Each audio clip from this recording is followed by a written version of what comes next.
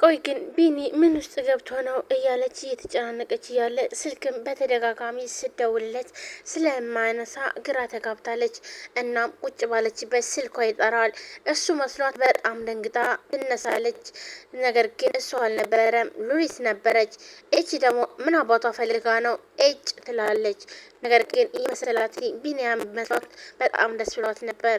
እሺ ወይዘሮ ሉሊት ምን ፈልገሽው ደግሞ በጠዋቱ ትላታለች። በስርዓት ማላወራቻት። ቆይ ሌሊት በህልምሽ ስታየኝ አደርሽ እንዴ?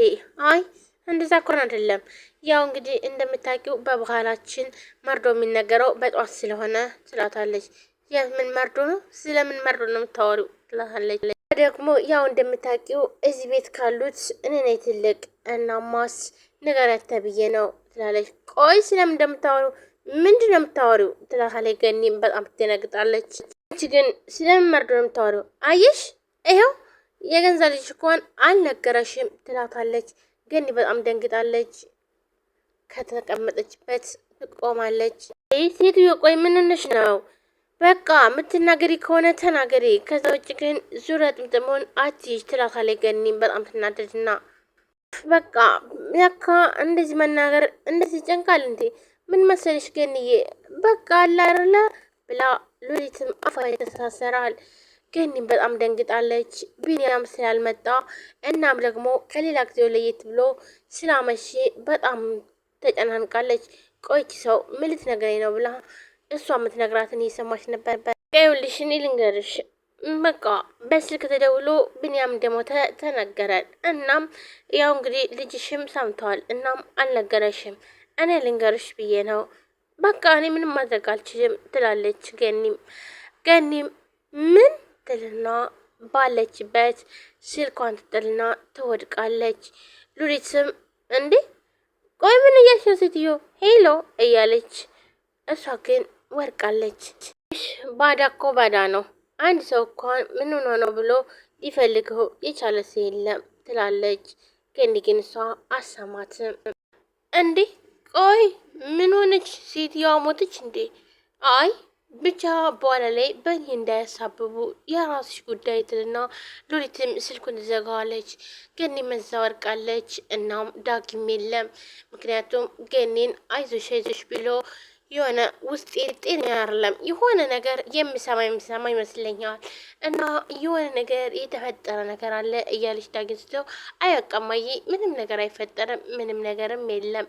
በቃ አሁን አንቺ ረፍት አድርጊ፣ እኔ ደግሞ ቆንጆ ቁርስ ልስራልሽ ብሏትኝ እሷም እሺ በቃ ልጄ ተባረክልኝ ብለው ዳግም ቁርስ ሊሰራ ሄደዋል። ገኒ ቁርስ ሊሰራ በሄደበት ገኒ ብቻዋን ሆና ነው ሉሊት የደወለችው።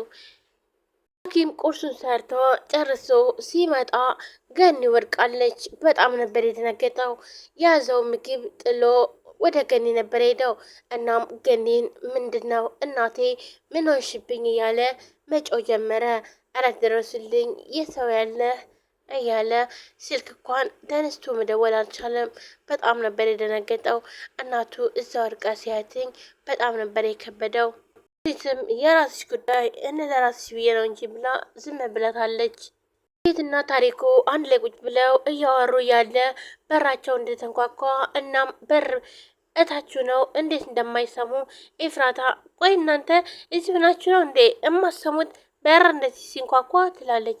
እናም ቆይ አልሰማነውም ማን ነው ይላታል። ማን ሊሆን ይችላል? ኤፍራታም ቅጥ ብላ በር ለመክፈት ትሄዳለች። በር ስትከፍት ግን ፖሊሶች ነበሩ። እናም ያው ግዴታ መግባት ስላለባቸው ይገቡና ያፌትን ናንድ አንተ ወንጀለኛ ይሉታል። ምን አጠፋውኝ ይላል። እሱን ሂደን እናወራለን ይሉታል። እንዴ ቆይ ምን አጠፋ? ምን አድርጎ ነው አለቃ? ለምንድን ነው እዚህ መጨረስ አንችልም እንዴ ይላል ታሪኩ። አንተም አይመለከትም፣ እንዲሁም አንተም አብረህ ትሄዳለህ። አሁን ግን ለጊዜው ና እንተ ብለው ያፌትን ይዘው ትሄዳሉ። ፊትም ታሪኩ በቃ ተነስ፣ ምን መንፈራው ነገር የለም በቃ እንሄዳለን ብሎ ነበረ። እሱ አንድ ባንድ ተነስቶ ይዘው ምክንያቱም አሁን ብንሄድ አሁን ተፈተን እንመጣለን፣ እዛ ቦታ እንኳን መቆየት አንችልም፣ እንፈታለን ይለዋል። ያፌት ሁሉን ነገር ማድረግ ስለሚችል ምንም አልመስለውም ነበር። አሁን ይዘን እንወጣለን ሲል አዎ ልክ ነህ፣ ላንተ ታስሮ መውጣት በጣም ተራ ነገር ነው። ነገር ግን ደግሞ ሁሌ እንደዚህ ይቀጥላል ማለት አይደለም። አንድ ቀን ግን የሚያጋልጥ ነገር ይመጣል ይለዋል። ይህ ድል ሁሌም አይገኝም ይለዋል። ኤፍራታም በጣም ደንግጣለች። ቆይ ደግሞ ምን ሊሆን ይችላል? እንዴት ነው? ቆይ ምን እየተካሄደ ነው ያለ ትላለች። እናም ኤፍራታ ቆይ አብሬያቸው መምጣት እችላለሁ? አይ አያስፈልግም ይላል። እኛ ደግሞ አሁን እንመለሳለን፣ ባይሆን ጃኬቴን አምጪልኝ ይላታል። ለነገሩ ተይው እኔ ጃኬት መኪና ውስጥ አለኝ ይላታል። ኤፍራታም በጣም ደንግጣለች። ፊቷ ላይ የሚታየው የመደገጥ ምልክት ነው። ምክንያቱም እሷ ምንም የምታውቀው ነገር የለም። እሺ በቃ እኔ እንዳልጨነቅ ደውለህ አሳውቀኝ ያለበትን ነገር ይላታል ትላለች። እናም እሺ ችግር የለም የኔ ንግስት አንቺ አትጨነቂ ይላታል። እናም አሁን ቶሎ እንደሚመጣም ይነግራታል። በጣም ቆይ ግን ምን ተፈጥሮ ነው? ቤተሰቦችስ ምን ሆነው ነው? እያለች በጣም